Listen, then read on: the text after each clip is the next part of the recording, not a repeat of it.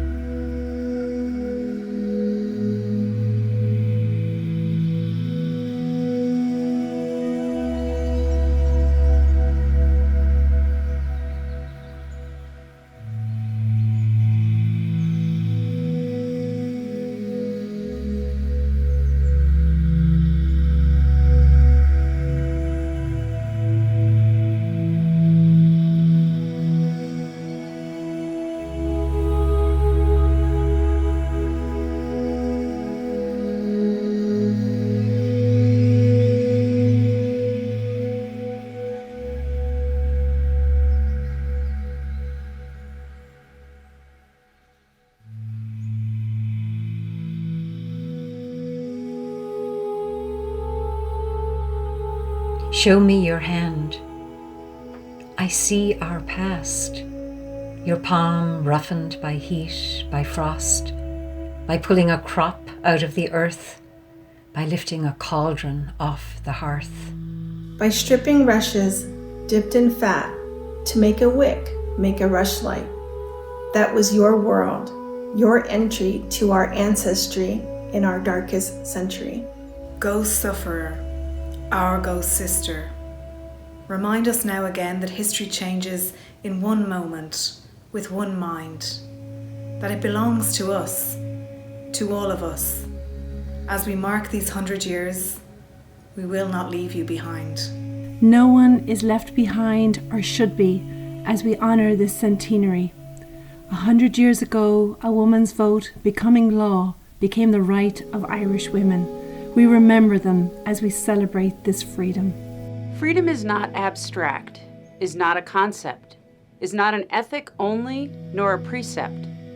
It can also be a hope raised, then defeated, then renewed.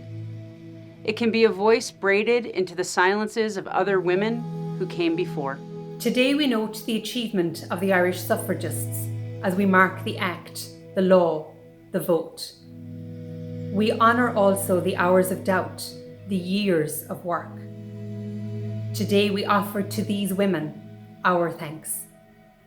Here we say some of their names to honour all of their names.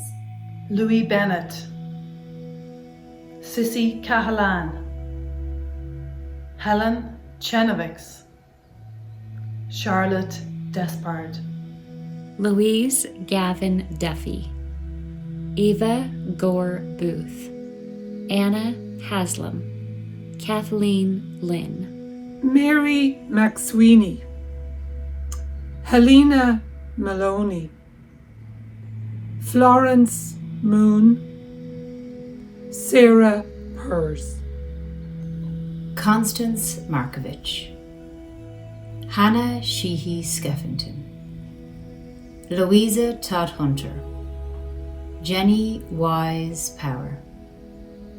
Imagine these women gathering one by one in Irish cities late in 1918, in a cold winter, each of them ready to enter history, called to their duties as citizens to exercise this hard-won right, this franchise. They vote in the shadow of their past. They vote in the light of what will be. Their new nation whose quest for freedom speaks to their own. If we could only summon or see them, these women, foremothers of the nurture and dignity that will come to all of us from this day. If we could say across the century to each one, give me your hand. It has written our future. Our future will become the past of other women. Our island that was once settled and removed on the edge of Europe is now a bridge to the world, and so we share this day with women everywhere. For those who find the rights they need to be hard won, not guaranteed, not easily given, for each one we have a gift, a talisman. The memory of these Irish women who struggled and prevailed, for whose sake we choose these things from their date to honor, to remember, and to celebrate. All those who called for it, the vote for women, all those who had the faith that voices can be raised, can be heard.